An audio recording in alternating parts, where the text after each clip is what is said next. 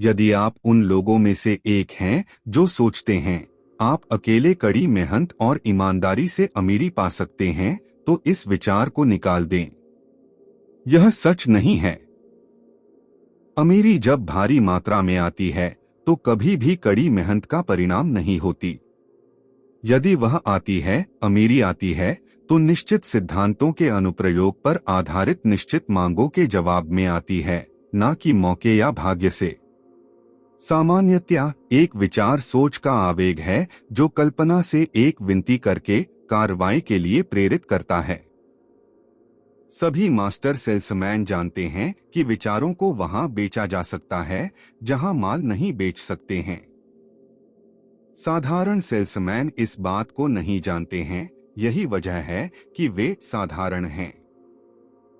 पुस्तकों के एक प्रकाशक जो निकेल के लिए बेचते हैं ने एक खोज की है जो आमतौर पर प्रकाशकों के लिए ज्यादा उपयोगी होनी चाहिए। उन्होंने सीखा कि कई लोग शीर्षक खरीदते हैं और पुस्तकों की सामग्री नहीं। महज एक पुस्तक का नाम बदलकर जो कि नहीं चल रहा था, उस किताब पर उसकी बिक्री 10 लाख प्रतियों से अधिक ऊपर हो गई। वैसे पुस्तक के अंदर किसी भी तरह से कुछ नहीं बदला गया था। उसने केवल शीर्षक वाला कवर फाड़ डाला जो बिका नहीं था और एक ऐसे शीर्षक के साथ एक नया कवर डाल दिया जिसका एक बॉक्स ऑफिस मूल्य था। वह उतना ही आसान है जितना दिखता है, एक विचार था। यह कल्पना थी। विचारों की कोई मानक कीमत नहीं होती है। विचारों का निर्माता ही उनकी कीमत निर्धारित करता है और यदि वह होशियार है तो इस कीमत को प्राप्त कर लेता है। चलचित्र उद्योग ने करोड़पतियों का एक समूह उत्पन्न किया। उनमें से अधिकांश लोग ऐसे थे जो विचार उत्पन्न नहीं कर सकते थे, लेकिन उनके पास वह कल्पना थी जिससे वे विचारों को देखकर पहचान सकते थे। करोड़पतियों का अगला समूह रेडियो उद्योग से होगा, जो नया है और उत्सुक कल्पना वाले लोगों के अतिरिक्त बोझ से दबा नहीं है। पैसा उन लोगों द्वारा कमाया जाएगा जो नए और अधिक सराहनीय रेडियो कार्यक्रमों की खोज कर पाएंगे और बना पाएंगे और जिनके पास योग्यता को पहचानने की और रेडियो श्रोताओं को इससे लाभ कमाने का मौका देने की कल्पना हो।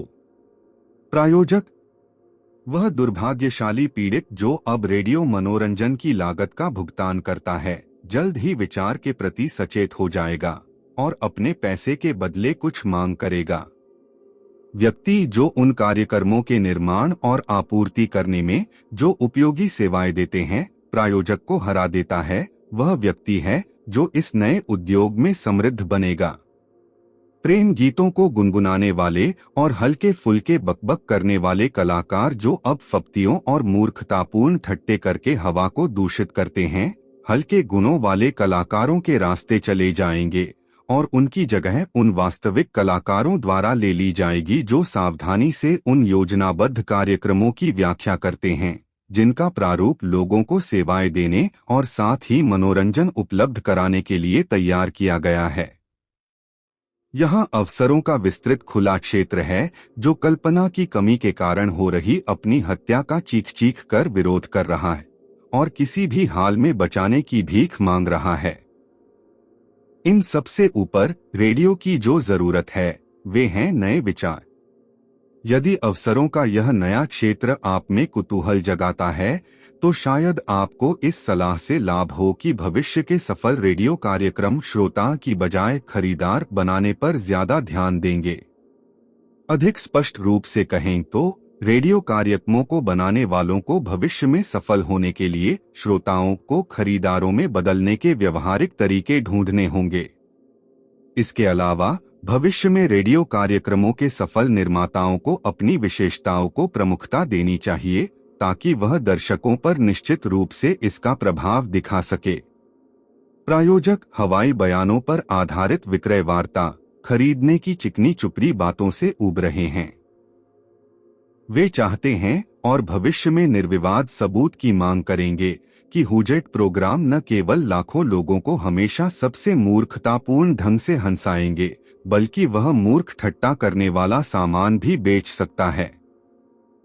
एक और बात जो शायद उन लोगों द्वारा भी समझी जा सकेगी जो अवसर के इस नए क्षेत्र में प्रवेश करने के बारे में विचार करते हैं, रेडियो विज्ञापन विशिष्ट विज्ञापन विशेषज्ञों के एक पूरी तरह से नए समूह द्वारा नियंत्रित होने जा रहा है। पुराने समय के अखबार और पत्रिका विज्ञापन एजेंसी के पुरुषों से अलग और स्पष्ट। विज्ञापन के खेल में पुराने समय के लोग आधुनिक रेडियो लिपियों को नहीं पढ़ सकते हैं क्योंकि उन्हें विचारों को देखने के लिए प्रशिक्षित किया गया है।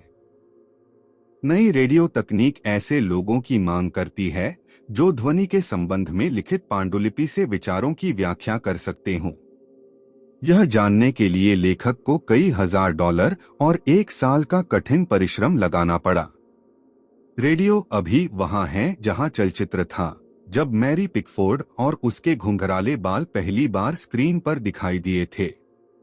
रेडियो में उन लोगों के लिए बहुत जगह है जो विचारों को उत्पन्न कर सकते हैं और पहचान सकते हैं।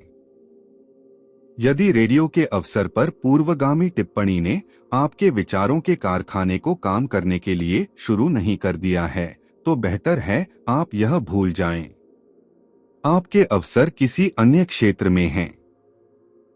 यदि टिप्पणी ने आप में थोड़ी सी भी कुतूहल जगाया है, तो इसमें आगे जाएं और शायद आपको अपने कैरियर को भरने के लिए आवश्यक विचार मिल जाएं। यदि आपको रेडियो में कोई अनुभव नहीं है, तो आप हतोत्साहित कभी न हो। एंड्रयू कार्नेगी इस्पात बनाने के बारे में बहुत कम जानते थे। मेरे पास इसके लिए कार्नेगी के अपने शब्द हैं, लेकिन उन्होंने इस पुस्तक में वर्णित सिद्धांतों में से 2 का व्यावहारिक उपयोग किया और स्टील के कारोबार को उन्हें एक संपत्ति देने वाला माध्यम बनाया। व्यावहारिक रूप से हर महान सौभाग्य की कहानी उस दिन से शुरू होती है जब विचारों का निर्माता और विचारों का विक्रेता साथ मिल जाएं और सद्भाव में काम करें। कार्नेगी ने खुद को ऐसे लोगों से घेर रखा था जो वो सब काम कर सकते थे जो वह खुद नहीं कर सकते थे। आदमी जिन्होंने विचार उत्पन्न किए, आदमी जिन्होंने विचारों को संचालन में लगाया और खुद को और दूसरों को शानदार तरह से समृद्ध बनाया। लाखों लोग एक अनुकूल ब्रेक की आशा में जीवन गुजार देते हैं। शायद एक अनुकूल ब्रेक किसी को एक अवसर दे सकता है, लेकिन सबसे सुरक्षित योजना भाग्य पर निर्भर रहना नहीं है। यह एक अनुकूल अवसर था जिसने मुझे जीवन का सबसे बड़ा अवसर दिया, लेकिन उसे परिसंपत्ति बनने से पहले मुझे निर्धारित प्रयासों के 25 साल समर्पित करने पड़े। ब्रेक में अच्छे भाग्य से एंड्रयू कार्नेगी से मिलना और उनका सहयोग पाना शामिल थे।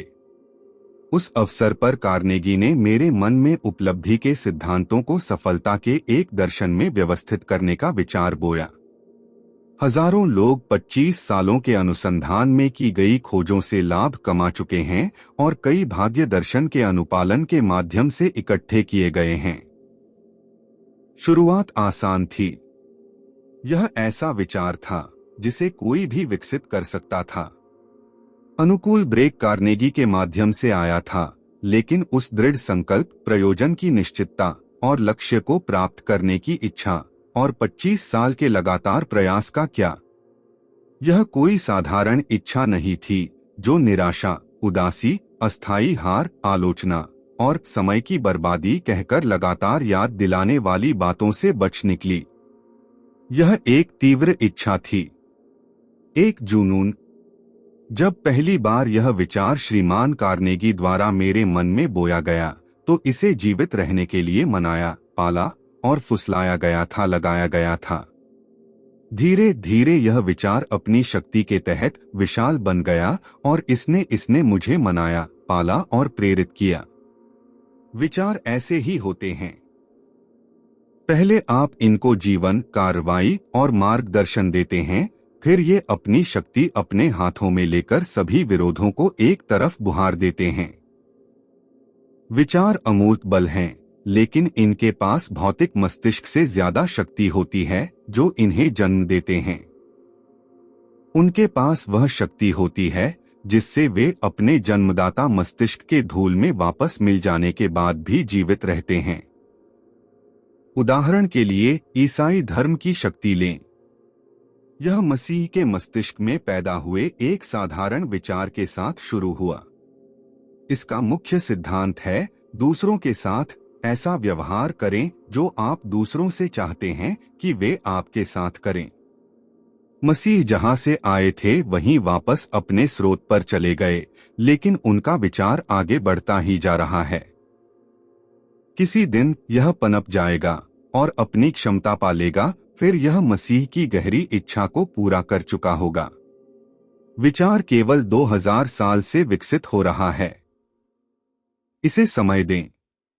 सफलता को किसी स्पष्टीकरण की आवश्यकता नहीं है, असफलता के लिए कोई बहाना नहीं है।